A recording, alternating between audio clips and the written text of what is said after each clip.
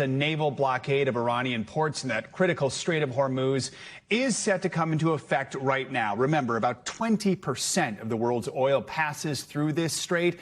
The move is sending oil prices soaring and is threatening to upend global energy markets. The decision comes after peace talks between the U.S. and Iran ended in Pakistan over the weekend without a breakthrough. Iran says the move amounts to piracy and is threatening to retaliate. NATO and European allies say they don't support the blockade. They're urging for the waterway to be reopened. Let's kick off our coverage here this hour with NBC News senior international correspondent Matt Bradley, who is in Tel Aviv. Matt, the president's been to reopen the Strait of Hormuz, get oil flowing back to the countries that rely on it. Do we know why does he want to have this blockade in these ports right now, and how exactly is this going to work now that it kicks into effect? Yeah, it's interesting because, of course, he's imposing a blockade and the Iranians have already put a blockade, and that's the cause of this crisis. The president is trying to stop Iranian ships, which have actually been operating this entire time. So this is the intention, to choke off Iran, which has been benefiting from the fact that it's been able to sell oil on the international market. Now, the risk here is a further blockade on top of a blockade. That means that we're going to be seeing now less Iranian oil reaching the market, and oil is a global commodity. So the risk here is that the price of oil could increase even more on global markets because of those markets that would have been relying on oil, like in China or other places, like we're seeing some of these unloading in India. So this is going to be possibly a move that the president means to try to subdue Iran, but it could make matters worse for global markets. And Matt, we'll get into the markets in a moment, but let's talk about the response there in the region. How is Iran responding to this? What are we hearing from leaders around the world to this move? Yeah, well, this is something that is being obviously condemned by the Iranians, and you know we're seeing more and more around the world an increasing realization that this confrontation and even the call for negotiations is causing more and more friction and pushing things down the line. The president's attempt to try to sell to the world that Iran has already been defeated, that this has been a victory for the United States and for Israel, these are things that aren't really going to be landing with a lot of folks, especially with a lot of foreign leaders, especially those allies, American allies, that the president had scorned and then asked for help and then scorned again for not helping. And Matt, what got us to this point was those marathon peace talks over the weekend failing, 21 hours of peace talks.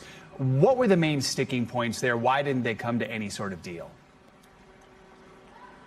Yeah, well, according to the American side, we've been hearing that the main sticking points are the enriched uranium and Iran's access to a nuclear weapon. And, the United States has been characterizing this as the main issue that has been complicating and really delaying negotiations all this time. It's one of the reasons why this whole conflict came to war to begin with, because of many of these same diplomats who had been negotiating with the Iranians.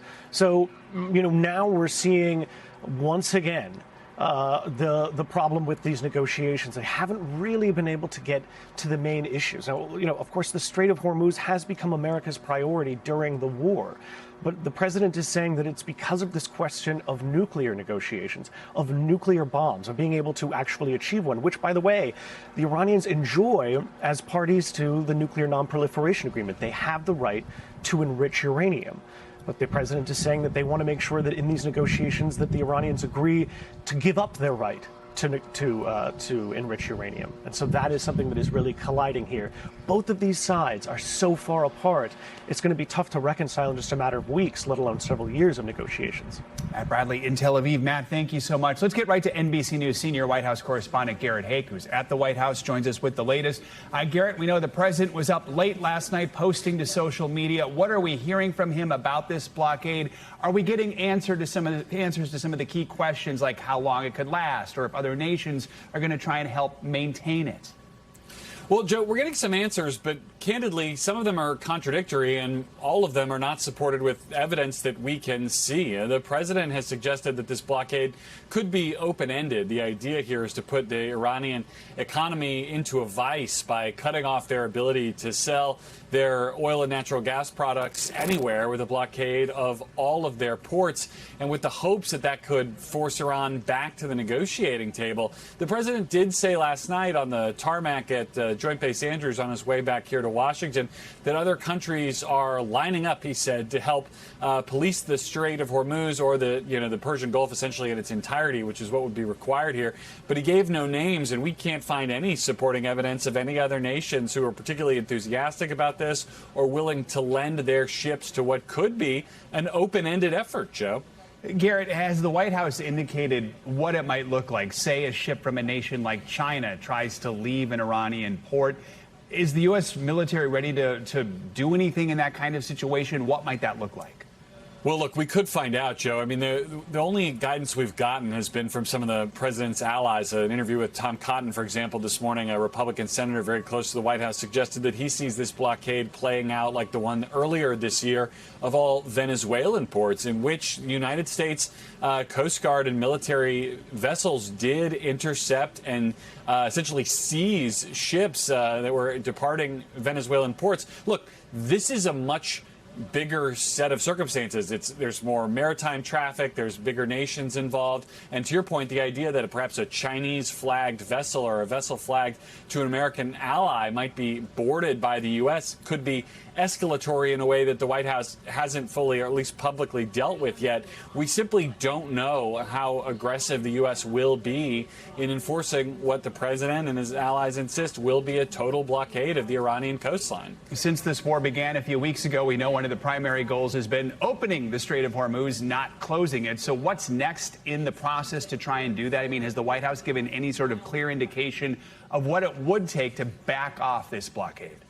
Well, look, we saw over the weekend some U.S. ships beginning a mine-sweeping effort in the Strait and in the Persian Gulf in general. I think the idea here for the U.S. is that while ships departing from Iran's ports wouldn't be allowed to transit through the Gulf and through the Strait, ships departing from Saudi Arabia or Kuwait or other, allied or neutral nations, Qatar, would be able to begin their flow of their goods, their petrochemical products coming out of the Strait. So I think the idea here is to shake up some commerce while squeezing the Iranians and shutting down the funding for their ability to wage war. But again, Joe, this is sort of experimental enlargement of the conflict in an effort to solve it.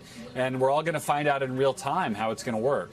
Garrett, do we expect to hear from the president at all today beyond social media? What's on the schedule? At this hour, Joe, everything on the president's schedule is closed to the press. He has a couple of meetings stacked up throughout the course of the day. He is listed as being in what they call executive time right now, but as I look at the West Wing doors, there's no Marine stationed outside, which suggests that the president is still in the residence, not down in the Oval Office. So nothing scheduled to hear from him today, which, of course, could always change. President Trump facing fierce bipartisan criticism this morning on two fronts: his attacks on Pope Leo and his social media post of an AI-generated image appearing to depict himself as Jesus. The president acknowledging he posted the image that was taken down Monday afternoon, offering this interpretation of the picture. I did post it, and I thought it was me as a doctor and had to do with Red Cross as a Red Cross worker. It's supposed to be me as a doctor making people better, and I do make people better. Democrats mocking that explanation. Then he's lost his grasp on reality, and that's even more concerning. While the vice president said it was a joke. I think the president was posting a joke, and of course he took it down because he recognized that a lot of people weren't understanding his humor. The backlash swift from the president's typically faithful MAGA base.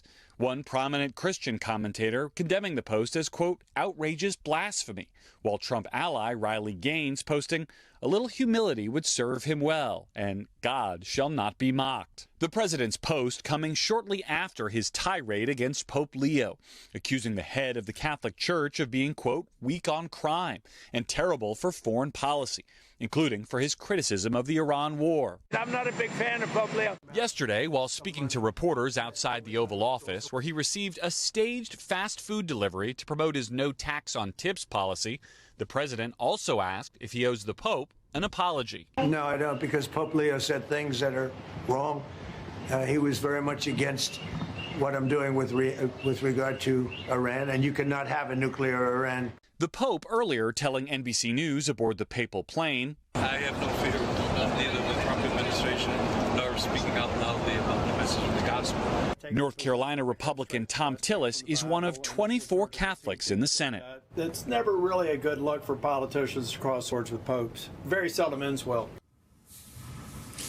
Vice President Vance, who recently wrote a book about his own conversion to Catholicism, also attempted to diffuse the controversy between the president and the Pope, saying in an interview last night that the administration will disagree with the Vatican on some issues. He added that the Pope should, quote, stick to matters of what's going on in the Catholic Church and let the president dictate American public policy. Savannah? Garrett Hake at the White House. Thank you.